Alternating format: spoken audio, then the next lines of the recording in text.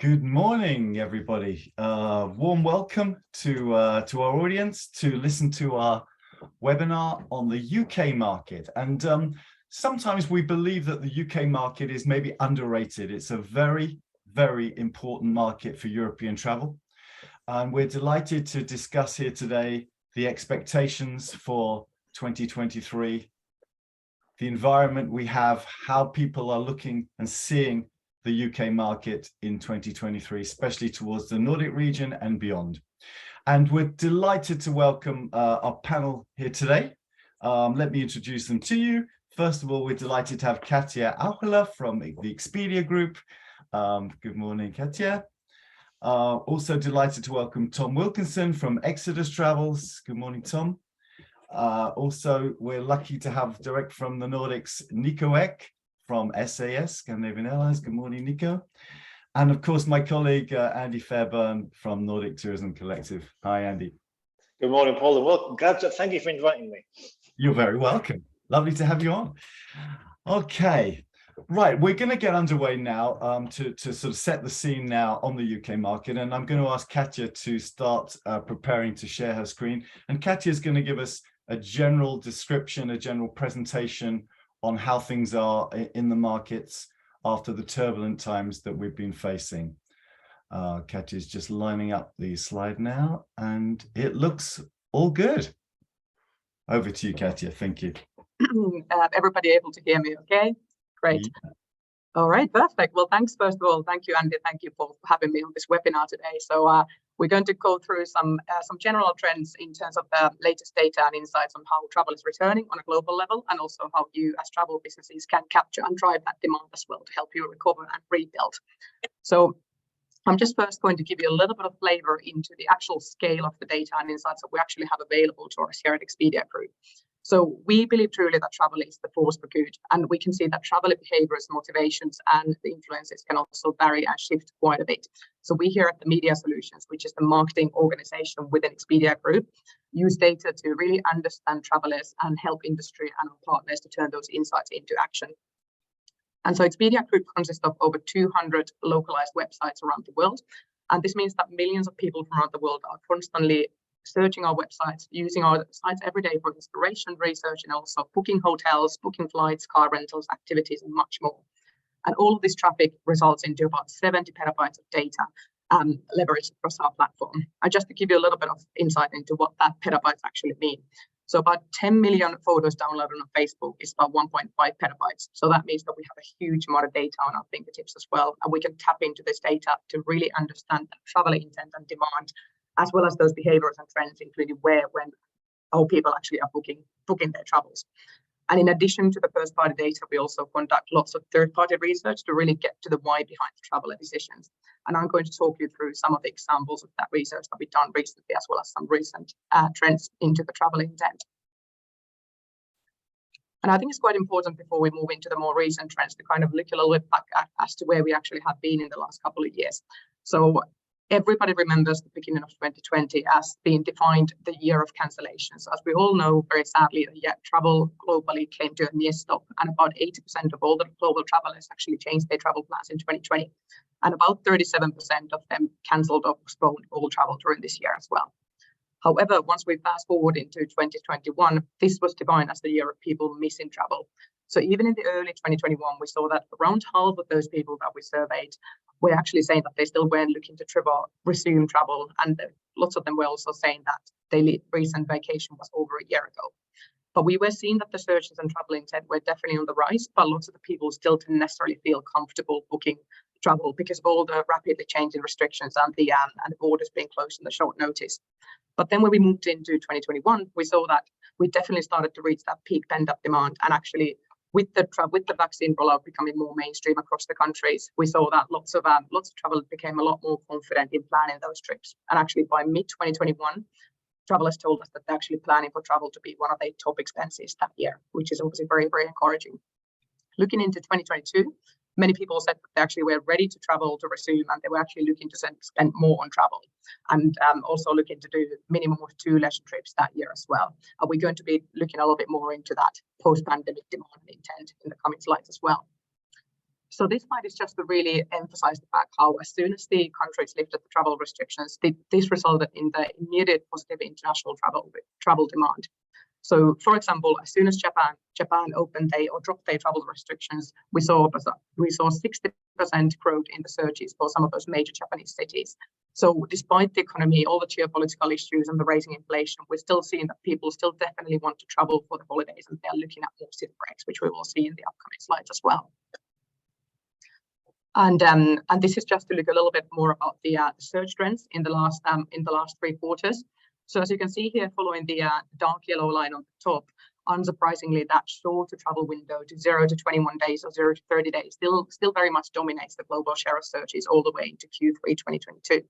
But we're definitely seeing some early signs that the travelers are starting to plan their trips further out. And we've actually seen, interestingly, that in Q3 2022, we actually saw that the global search share in that longer search window of 91 to 180 days out, so 3 months to 6 months out, was actually up by 10% compared to the same time in 2019.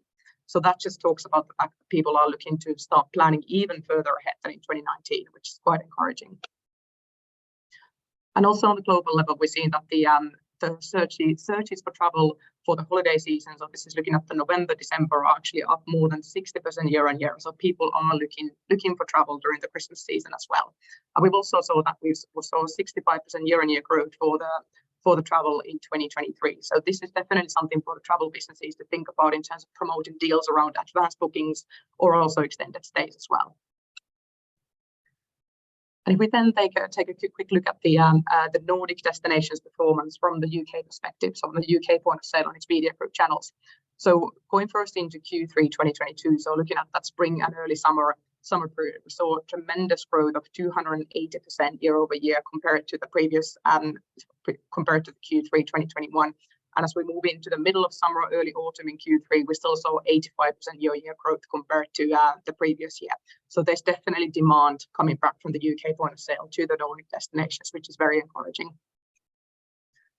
And what do the UK customers on Expedia Group then actually book within the Nordics? So this is looking at the top book destinations from the UK point of sale for the last 4 quarters. And as you can see here, the same 4 capitals very much dominate the top 10 most booked destinations since Q4 2021. But what we can definitely see here as a dominating trend is the fact that it's the city destinations that seem to be taking most of the interest here. So this is something interesting to sort of consider for the future as well. And here we can see more on the global level in terms of what are the top booked destinations across Expedia Group Q3 2022. So this is looking at the most booked destinations from all the 4 super regions, so APAC, EMEA, Latin America, as well as North America as well. So really, really nice to notice here that the 2 Nordic capitals of Copenhagen and Stockholm have actually made it into the top booked destinations from EMEA since Q2 2022. So really obviously hoping to see more of those Nordic capitals in that as we move into 2023 as well. Before I hand over to Andy, I'm just going to talk you through some key highlights from our other consumer research that we did recently. So the Travel Value Index, that was research study that was released just at the Focusrite conference a few weeks ago.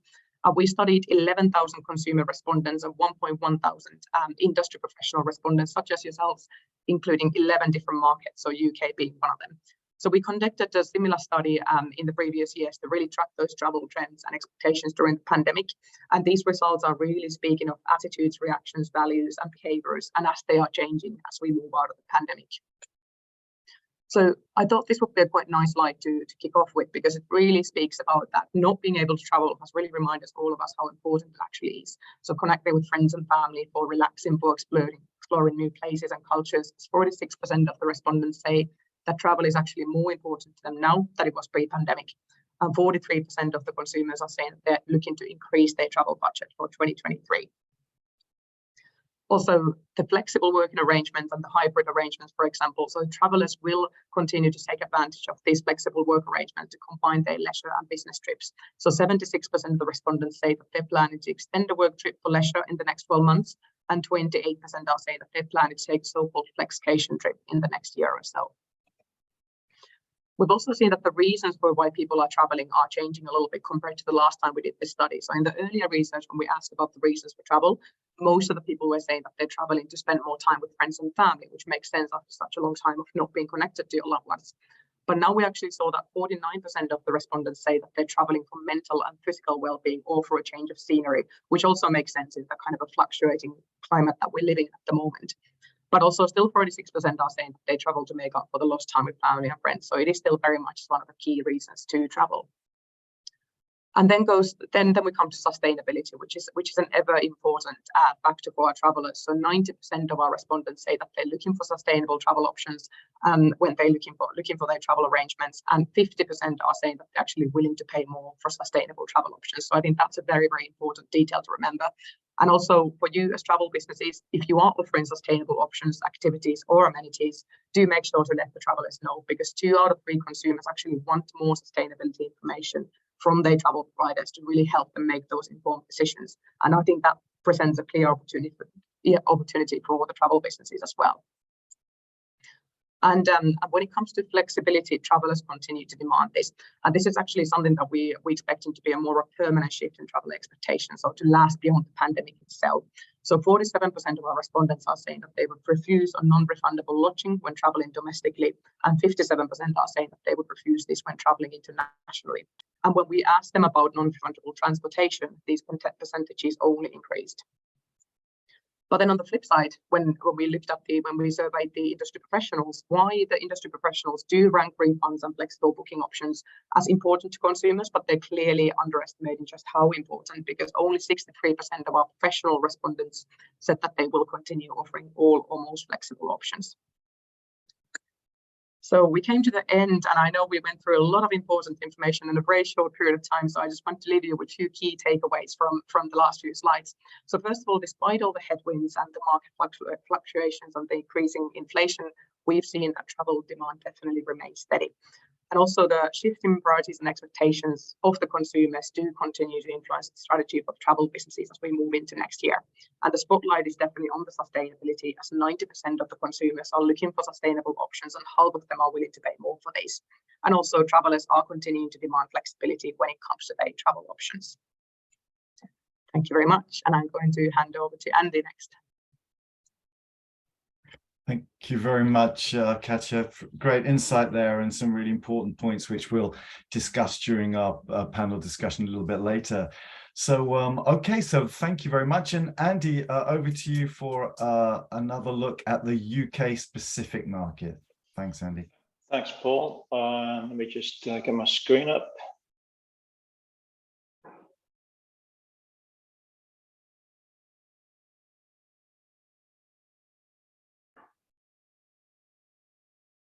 All right, how's that? Okay. Perfect. So yeah, thank you, Katja. That was a good sort of global overview. I'd like to dive in a little bit more into the UK market specifically here. We were hoping to have a representative of Advantage Travel Partnerships with us and someone at ABTA, but sadly both had to pull out at the last minute. ABTA is sort of recognised body of Association of British Travel Agents in the UK, and the Advantage is a consortium of independent travel agents. So it's quite interesting to get their views and their thoughts from the coalface, if you like, because they are essentially customer facing.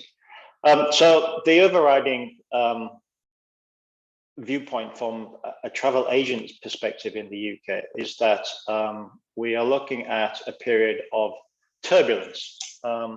Because despite the high pent-up demand of post-pandemic, we are moving in, certainly in the UK, we're moving into a period of high inflation, increasing interest rates, rising energy bills, and uncertain economic situation. UK is not performing particularly well economically.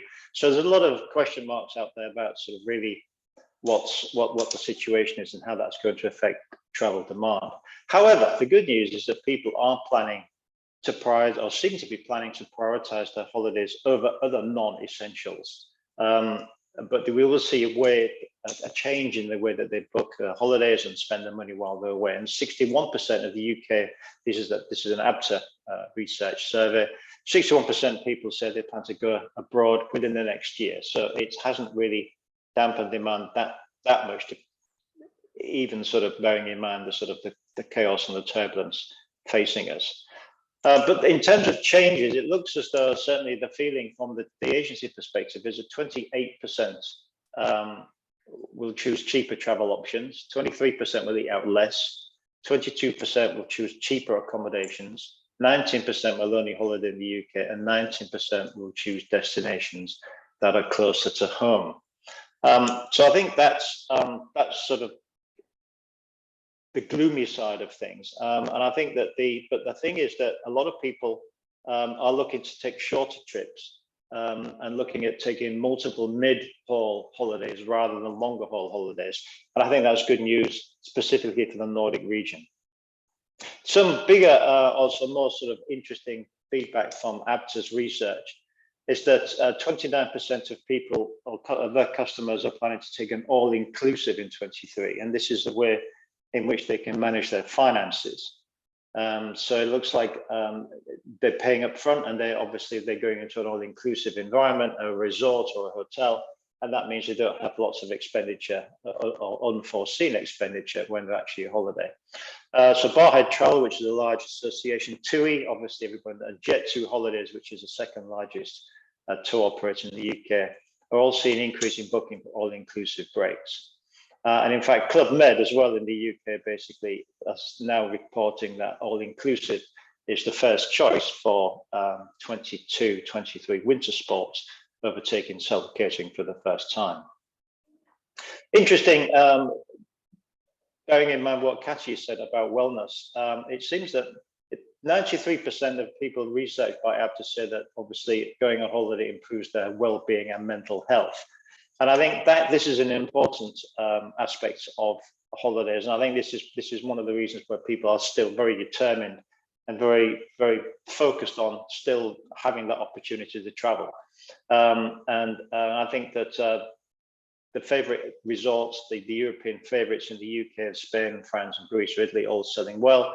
But also closer to home trips, and certainly Iceland features very largely among a lot of the research done among the ABTA members. 29% of people say they've already booked a package holiday for the next 12 months. And interestingly, and I think fascinatingly, Jet2 Holidays has already put its 2024 summer sun program on sale, which is just astonishing, really. So that really does indicate that there's huge demand for people looking ahead and wanting to book very much for the future. But we'll just caution that, and with some caveat that so there's also a large number of people who are a bit more cautious and waiting to see, and actually waiting to see how the cost of living will impact their finances before they go ahead and book. Security, this is an interesting thing coming through, that 36% are more likely to travel with a professional. So there seems to be a trend away from independent travel, more into traveling with packages, with tour operators, and with travel agencies. And I think that we can all see the reasons for that.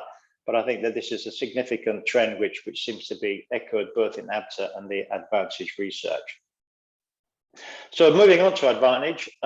So this is the independent consortia travel agency group.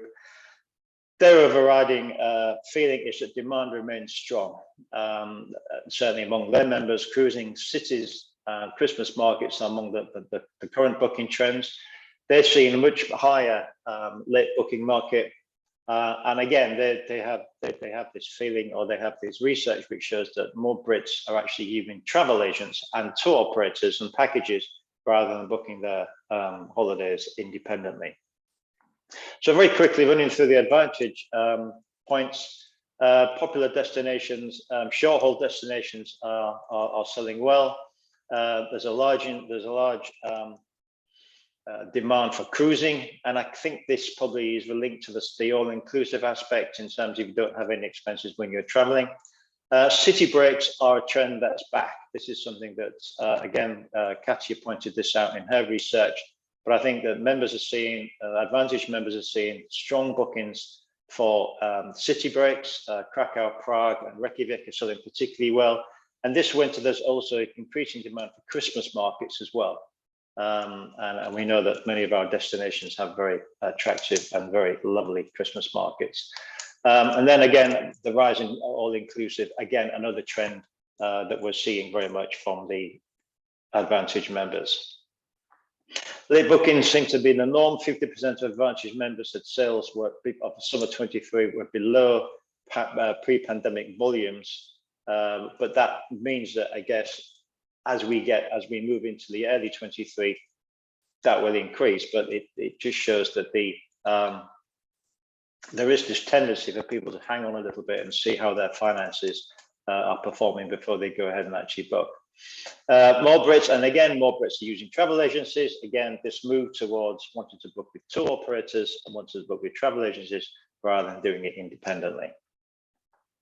And that's really echoed by the fact that the Advantage Travel Partnership showed that 90% of members are seeing an increase in new customers. So these are people who have not previously booked with a tour operator or travel agent and are now using this method of booking their holidays than they have previously in the past. Big data. This is just a bit of context, really, just to sort of, the global UK outbound travel market is projected to reach $175.2 billion US by 2032. So this is just to sort of give you some idea of scale. So the United Kingdom is also one of the top 5 spenders in outbound tourism. And regardless of the slowdown in economic growth, the UK is a huge market. And in 2019, Spain was a top-selling destination with 18.13 million visitors. Following this was France with 10.35 million, and even the United States, 4.8 million visitors. So I think what I'm trying to say here, I think, is that despite the gloom, despite the uncertainty, despite the turbulence, the UK is a massive market. And 18.13 million visitors to Spain, it really shows the potential that the Nordics can offer in terms of destination to attract UK visitors. So UK is a huge and significant market for European travel. The UK is a resilient market that enjoys taking vacations. And I think of all the markets globally that many of us have worked in, I think the UK is one of the markets which really just carries on going and really sort of is almost immune in some ways or sometimes to a lot of the global problems and the sort of the infrastructural issues and the geopolitics that happen, and the UK really just carries on taking vacations. So I think that's very positive from a market perspective. Travelers are looking for familiar destinations and they're looking for value, and that doesn't necessarily mean cheap. So I think that there's an emphasis on people looking for value for money. And we're seeing both early bookings and we're seeing late bookings as well. And we're seeing more bookings through travel agents and tour operators. And that, Paul, is that.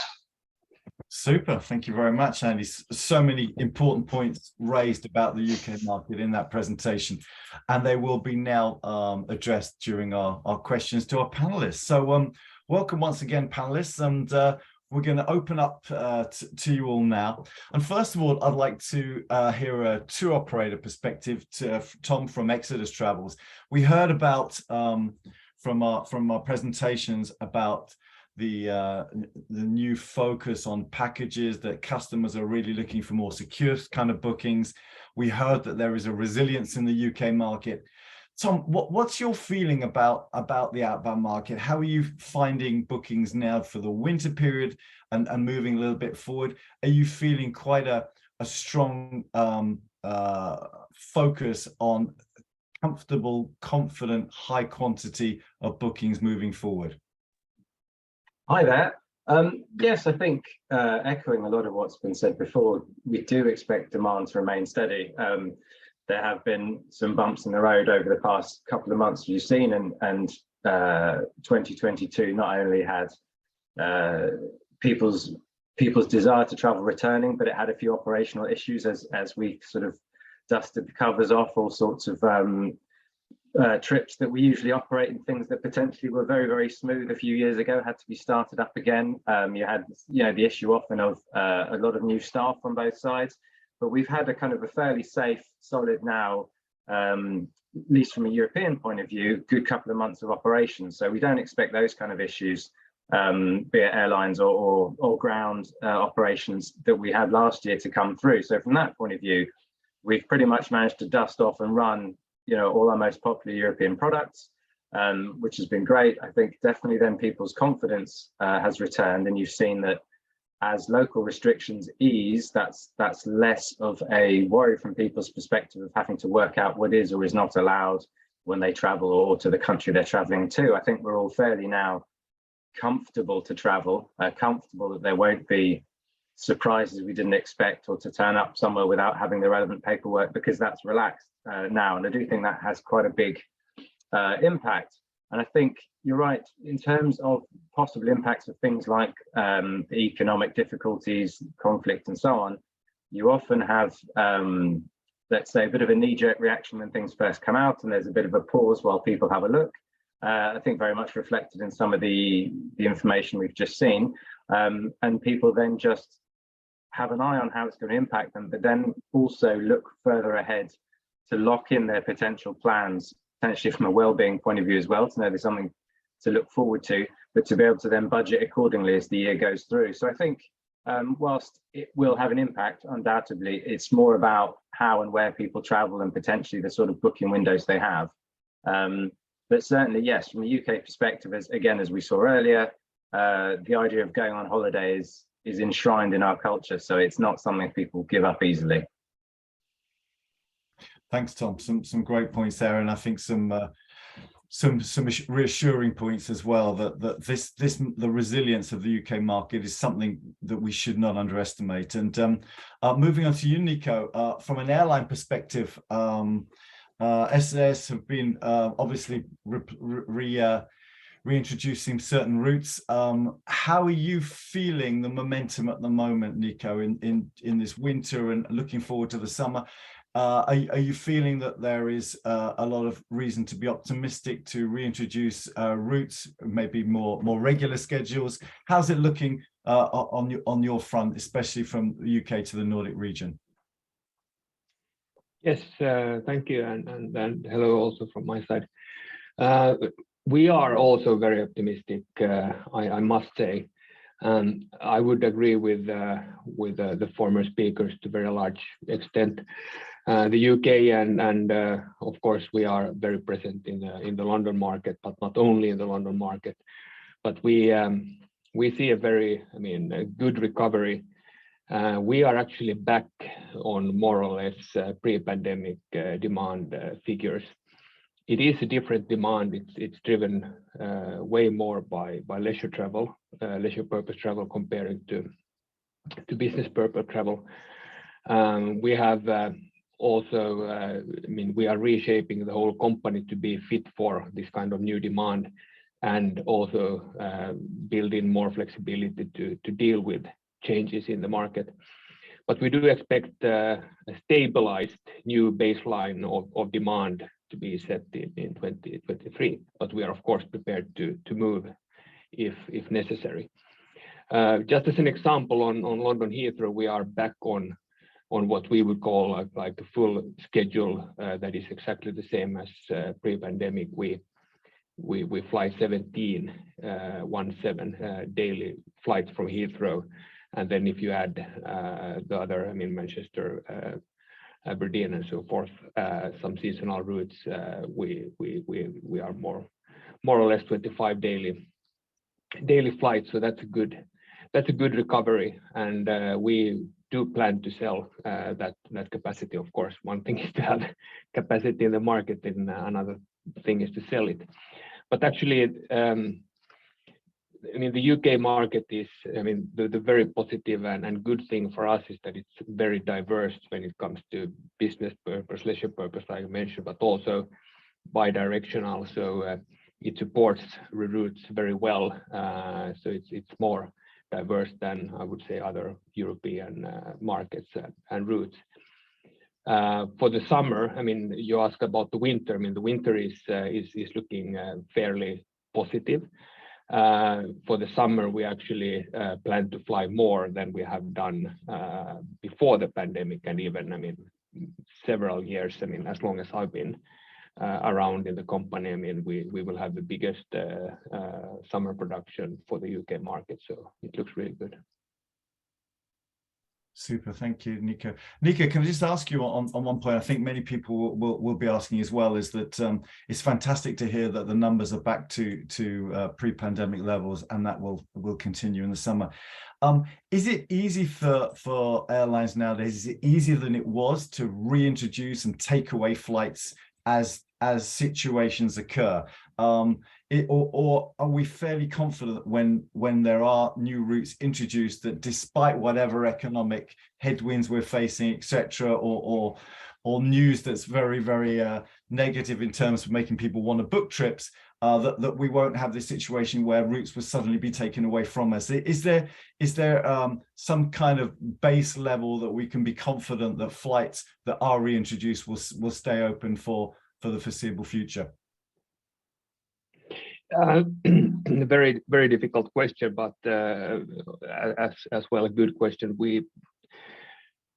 We have learned, I think all airlines, including ourselves, we have learned during the pandemic to act quickly, and we can't operate if there's no demand, and we are still trying to find this balance, because completely agree with the data that was shown. I mean, bookings are coming later, and that makes it even harder to predict.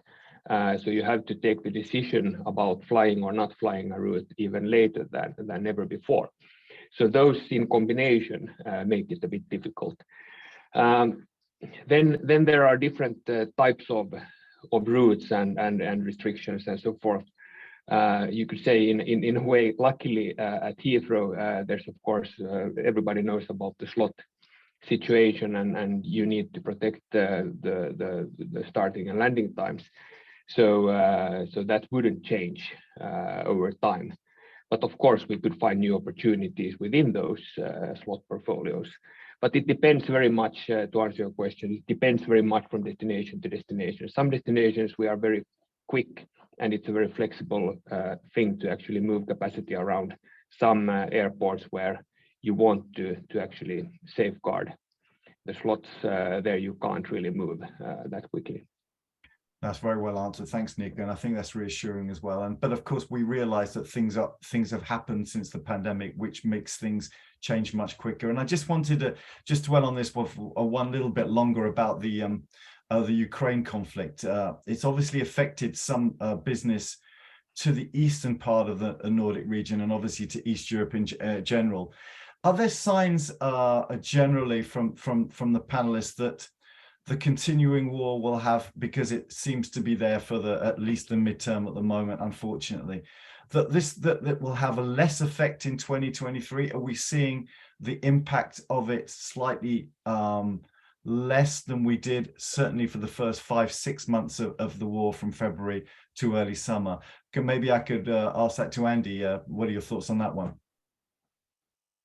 Well, my thoughts are purely anecdotal, but I think that my own personal view is that I think, as Tom said, there was a knee jerk. I think people were very worried initially, and there was a sort of halting or a bit of a pause in anyone considering certainly going to, say, Finland or the Baltics, for example.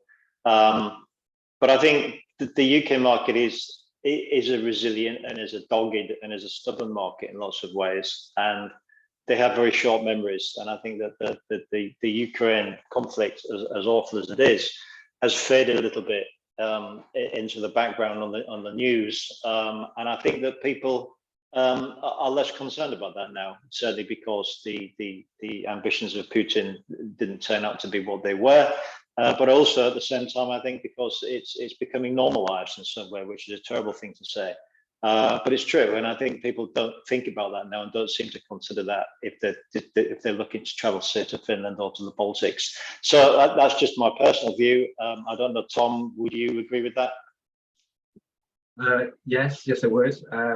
I think the only thing I'd lay on top of that is that the UK market, in terms of travelling, are relatively well educated, let's say, from a geographical point of view, and they understand, whilst there is the initial pause, particularly when you have a number of different areas in a region being mentioned, all broadly speaking, in the same report. You don't get that now, and as I said, you get the UK market is aware of the geography of Europe. and that a conflict in one particular country does not necessarily have very much relation to what's going on in potentially even the neighbouring country. So yes, I'd add that over the top. I mean, that potentially other markets have the reputation of being less aware, let's say, of where things are, but I don't think that's the case with the UK, and therefore that's a kind of a positive. It reinforces the view that yes, sadly, people have short memories, but equally they also do understand the geography and the geopolitical situation within Europe and can relatively quickly understand where they can and can't travel. Yeah, thanks, Tom. Very well put. Tom, can I just also ask you another question regarding this current winter? We're hearing from our colleagues in the Nordics that Lapland is looking and Arctic regions are looking rather solid. Bookings are rather good, especially in the month of December, which is traditionally a very good time for the UK market to travel to the snow and northern lights. How's it looking on your side? Are things back to rather decent levels as they were prior to the pandemic for the winter? Yes, well, I think as you said, December tends to book up slightly further ahead, if you like, bucks the trend of winter trips being slightly later to book for obvious reasons. Christmas, New Year, people want to secure flights and all sorts of different things. So yes, that's come in strong. We've typically most of what we have in the Nordic region is a winter program, and I think that has quite a broad appeal. You mentioned Lapland, Northern Lights and so on. These are things that, whilst winter tourism might be considered niche in some respects, if you talk about skiing or even more niche snowshoeing, when you're talking about that winter experience that people often want to book and seeing the Northern Lights, these have a very broad appeal, and I think from that perspective that appeal tends to endure. And if someone's decided they want that level of winter experience, particularly with all the talk around the wellness benefits of getting out into nature, the idea of going somewhere that does, perhaps as a cliche, remind people of images of Narnia that they've seen in movies and so on. But I think that will, as I said, that has an appeal that doesn't seem to fade. Yeah, I think we can see that it's been snowing quite nicely in the last couple of weeks. I think some of the Nordic destinations were a little bit nervous, but I think it's come in abundance now, and it's picture postcard stuff whenever you're seeing Lapland cities pretty much throughout the Nordics enjoying some fantastic winter weather, and making the idea of going up north or going to Christmas markets in the Nordics and Baltics very attractive at the moment.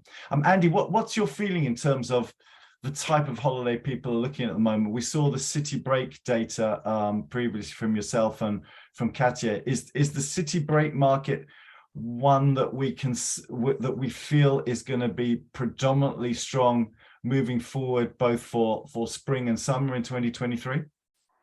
I think there's two ways of looking at this. I think if you regard the UK market as, if you regard the city break market as a vacation or a trip which people would use their disposable income as an impulse buy, I think that will suffer slightly, because I think that people don't have the immediate disposable income to just go on an impulse and go to a city. But what I would say, and I think this is very important, I think is that the Nordics as a destination has always attracted a sort of more of a high-end market, has always attracted a slightly higher end customer. And I think many of those customers have done rather well during the pandemic. A lot have made money. A lot of haven't faced any sort of economic hardships. And certainly a vast majority of those are really not facing too much economic turmoil going forwards. So I think the type of customer who would traditionally travel to the Nordics, I think will continue to travel to the Nordics. And I think as things get more expensive in the Nordic region, things get more expensive here. So everything just moves up a notch. So I don't think it's going to affect, I don't really think it's going to affect the markets that much, because I think the type of customer who traditionally travel to the Nordics will continue to travel to the Nordics. And I think the Nordics is particularly more attractive now to many of those people, because of all the reasons that we talked about in terms of the fresh air and the activities. And I think people who have spent 2 years sitting in their backyard in the sunshine during COVID the last thing they want to do now when they have 2 weeks vacation is go and sit by a pool for 2 weeks on their backside. They would rather go and do something. And I think the attractions of the Nordics are fantastic for that reason. And certainly in terms of destinations, yes, the cities where people are familiar with, such as Copenhagen, Stockholm, Reykjavik, etc. But also, you know, let's be frank, you know, the fjords of Norway, for example, have always been a big attraction, and I think that will continue to be in the future. And the type of people who have always booked the fjords will always continue to book the fjords. So I think we need to put it in context. I think, you know, it's, you know, there is this turbulence and this is economic uncertainty. And certainly, if you have a 3-star hotel in the Costa del Sol, I think that's a little bit more of a worry. If you have a sort of expensive or a sort of more high value property or a high value tour in Northern Norway, for example, because I think that type of customer will always continue to travel. Thanks, Andy. Some great points there, and maybe this is a good time to bring in Katja here now, because maybe some idea of the UK search windows for the Nordics, and has that changed throughout and since the pandemic? Katja, could you give us some idea of your thoughts on that one, please? Yeah, absolutely. So I think UK obviously has been quite a turbulent source market in terms of being an origin market because of all the change in travel restrictions when it comes to the COVID testing requirements as well throughout the pandemic. So quite unsurprisingly, we have seen that sort of short-term search windows or 0 to, let's say, 30 days has been very much dominating the UK market for the Nordics since the start of the pandemic. But there's also been quite a lot of fluctuation there in terms of the different search windows dominating there as well. So we saw, for example, early 2021, actually momentarily the 91 plus day search window, so people searching 3 months in advance, actually peaked for a moment, and it took over all the other search windows in terms of the search share as well. So this could be because Nordics were perhaps seen as more of uncrowded and safe destinations in the face of COVID, and perhaps the cases were a little bit lower in some, especially some of the key cities in the Nordics compared to the rest of Europe as well. So that could have affected that. But then as we moved into late 2021, we definitely saw that the search windows have evened out a bit more as well. So we've seen that a longer term window, 91 plus days, has remained as the second biggest in terms of search share as well. And obviously, like I said earlier as well in my presentation, we've definitely seen early signs that the longer term searches, so all the way to 6 months out, is actually is increased from Q3 2019. So this is on a global level, not just from the UK. But there's definitely early signs there that people are starting to plan even further out than they did before the pandemic. That's great to hear, because traditionally in the UK, January or just after Christmas is the period of time where everybody thinks, oh my God, it's the new year. It's time to look through the brochures, trying to think where are we going to go this summer. And I think after the 2 years of not traveling and the travel we've had this year, where we've experienced some as Tom said earlier, some real bumps in the road in terms of airports and hotel service and coach problems and everything with resource crisis, next year should in that respect be a little bit smoother. And that's why I was going to ask, actually, the booking windows, maybe Niko, from an airline point of view, are you starting to see bookings for spring and summer starting to come in now, even though you've been mentioning that obviously demand recently has been very late? Are you starting to see some more consistency as we get towards spring and summer for next year? Yes, we do, but we are coming from quite a low base. So even though there is, I mean, I would agree with Katja, I mean, there is a change, but still, I would still say that there's a lot of activity 30 days before and less. So that's still very late. And if you look at only when we consider leisure routes or the leisure passengers with the purpose of leisure trips, then it's a bit later, but it's still surprisingly late. Majority for us comes in between 15 and 90 days. And if we would say, I mean, the single biggest window would be there somewhere between 30 and 60 days. So it is rather late. And we don't see a big change. I mean, to some extent, yes, but nothing that actually changes the big picture. So for us, it's still very, very late. Niko, could I also ask you, I know we're focusing very much on the leisure travel here, but in terms of business travelers from the UK to the Nordic region, is that starting to come back rather strongly now? What sort of levels are we at now compared to where we were pre-pandemic? Yeah, it's coming back, but it's quite a slow recovery at the moment. I mean, autumn has been fairly okay. We didn't expect business travel to come back to 100%, that it's still pretty far from 100. Can't give any exact numbers, but what I can say is that the leisure purpose travel is actually far better than it used to be. So there we are above, let's say, old figures, but business travel is still below, far below, and it seems to be stabilized. And I can't really forecast I mean, a big change to that.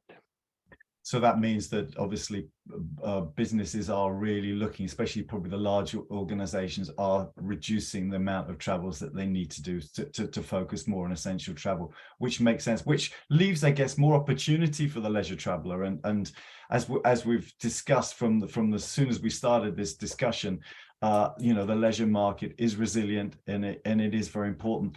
And I wanted to move on here to what Katja was alluding to earlier, which is the sustainable holidays, because I think we might have some maybe varying opinions here in terms of the actual bookings. But Katja, any general signs of consumers in the UK or generally looking for more sustainable holidays? We can see it very much in your presentation. I think that was very much a global perspective. Any thoughts on the UK consumers in terms of sustainable holidays? So I can mainly talk from the kind of general global level for what we can see from our consumer research. So we did, for example, back in Q2 this year, we did a sustainable travel study, which surveyed about 11,000 adults in 11 different markets, UK being one of them, obviously. So we definitely saw that was one of the sort of dominating trends when it comes to the consumer sort of attitudes, values, and behaviors around travels. We saw that about 3 out of 5 of the consumers that we surveyed said that they had opted for more environmentally friendly option when it comes to booking day travel or accommodation or transportation in the last 2 years. We also saw that 65% of the respondents said that they're looking to do the same moving forward in their next travel as well. And like I said earlier in the presentation as well, so 90% of the consumers are stating that they're looking for more sustainable options, and half of travelers are actually willing to pay more for these as well, which is obviously really, really encouraging. But then on the flip side, we've also seen that 7 out of 10 consumers actually have said that they avoided a destination or transportation option if they've been skeptical that the commitment of that travel business is actually not being genuine or real. So that kind of goes to show that authenticity and the genuine commitment for the travel businesses is really, really important for our consumers.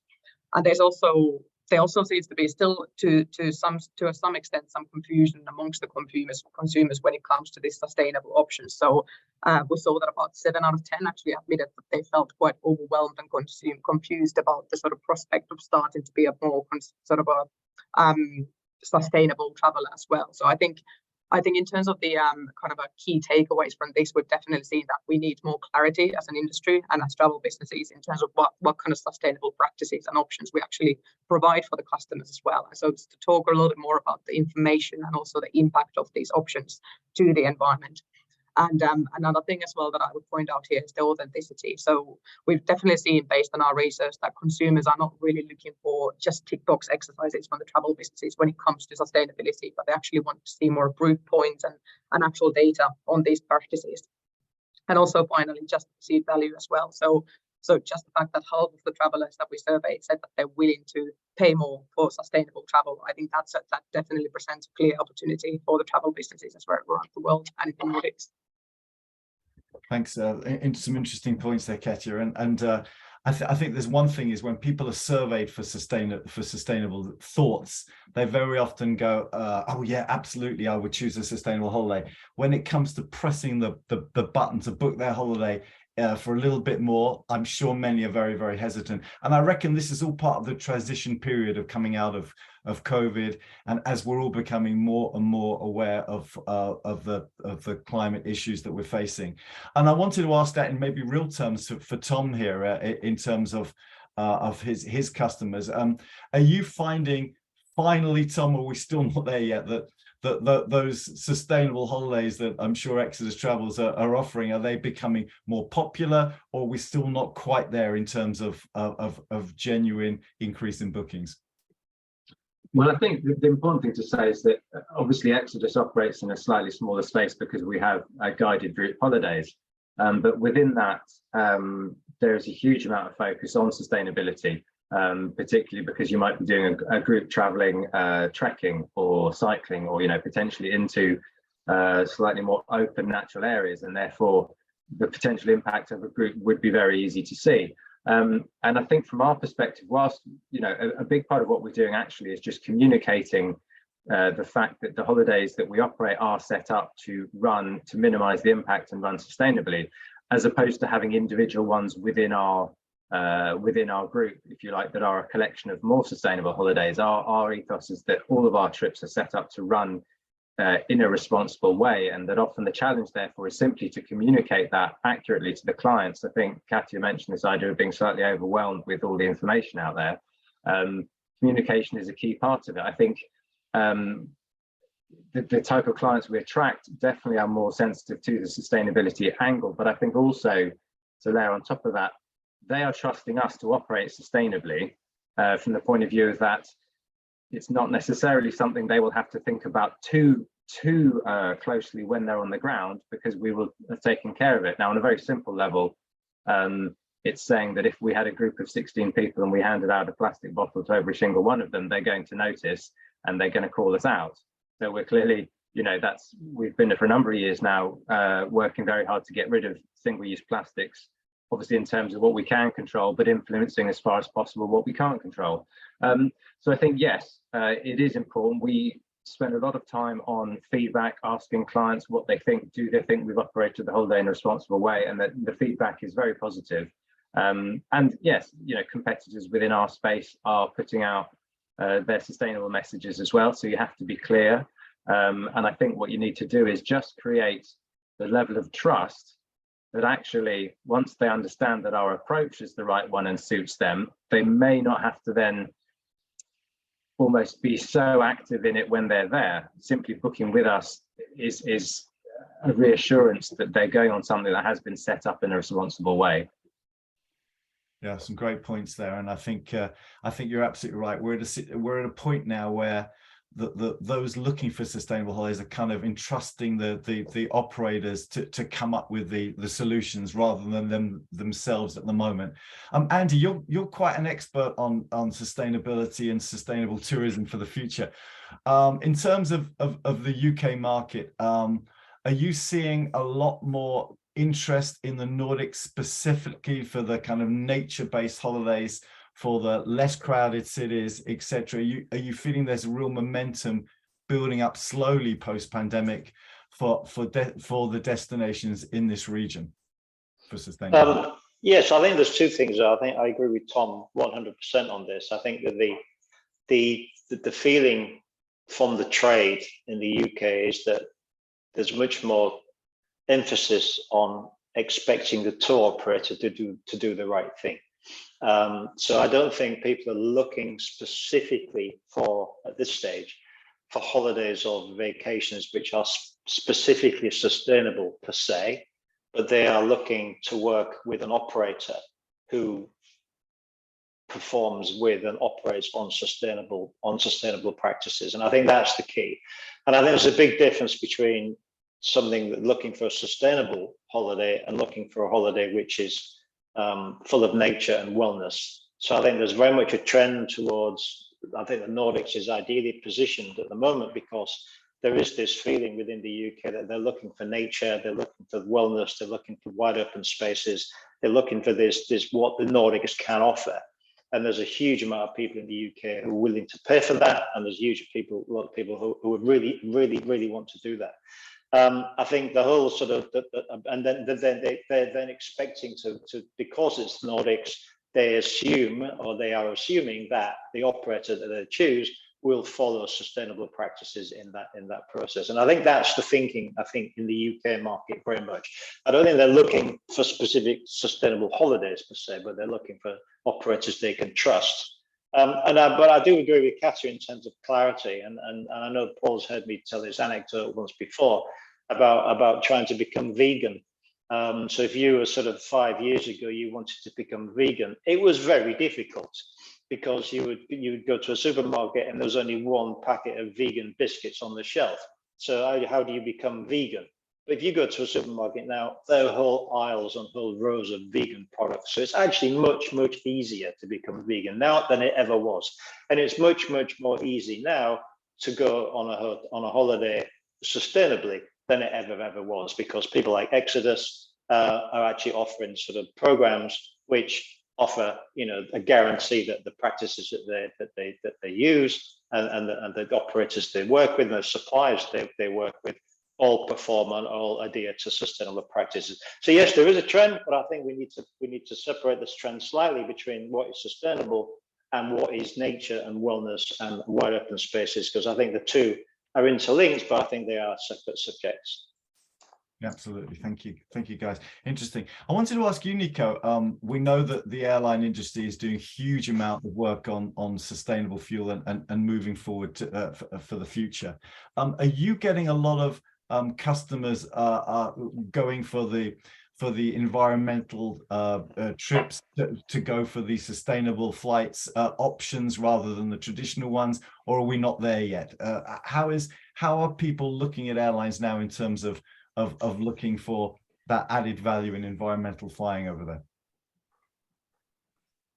I wish there would be more demand from private travelers. I really do that. But it's we also respect that it's very difficult. It's very difficult for a consumer actually to understand who is sustainable and what to do. Because if you start to read about airlines, everybody is leader in sustainability, and everybody can't be the leader, obviously.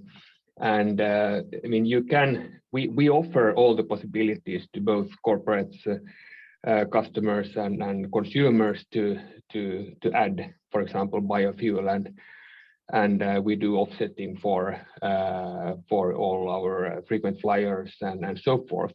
So we do a lot of things, but I think when it comes to the consumer who have actually made the decision to fly, it doesn't happen too much after that. Then you trust the operator to be sustainable, and the difficulty comes from it because you don't see that 99% of the emissions from aviation come from burning fossil fuel. And you, as a consumer, you don't see if an airline is efficient or what an airline is doing with the fuel. You see, for example, single-use plastic on board, and of course we don't do that. We don't do tax-free sales on board. We don't do magazines on board. We don't do those things that is obviously visible for the customer. So a customer would expect, if they fly with an airline called Scandinavian Airlines, then it comes with expectations, and we are fulfilling those expectations. But what you see as a customer is only a fraction of what we are doing. But it's also very difficult to present it to the customer in a good way. So there's a lot of potential, and we need to be so much better as airlines to cooperate between airlines and how to bring it to the consumer. Yeah, thanks, Niko. Some great points there, and we know that the airlines are working extremely hard globally to find solutions to get rid of the fossil fuels as quickly as possible. And there's some great examples of successes that are maybe not too far around the corner. One very last point, we've got a question from one of the audience, which is probably for you, Tom. Very last point is that somebody's pointed out that from a destination that they struggle to get operators to introduce new programs because the operators in the UK themselves don't have enough staff to get new products underway and to create and be innovative themselves. Can we just ask very, very quick answer this, Tom? Is this something you're seeing, and do you think it will improve in 2023? It's something we saw to a degree last year, but it has and will improve. Like many companies, we had to make some tough decisions during the pandemic, but we've been through a very positive period of recruitment and got some fabulous people on board, because obviously the sad thing was lots of people were made redundant, but that meant that there was an awful lot of talent out there. So when firms were in a position to rehire, which we started very aggressively at the start of this year, there was luckily a really good talent pool out there. So yes, 6 to 8 months ago it was becoming a problem, but we've managed to get our workforce back up to decent levels over the past couple of months with some really great additions to the team. Mainly, yes, with the goal of being fully stocked and resourced to be able to put on sale the products we think are right for 2023, and I think we are in a position to do that now. Brilliant. Very reassuring and great to hear. And I think generally the discussion has shown that there's lots of reasons to be positive despite all these headwinds in the UK. The UK market is one that everybody should really be looking for 2023 and beyond. So thank you very much to all our panelists today. It's been really interesting, some fantastic insights from all of you.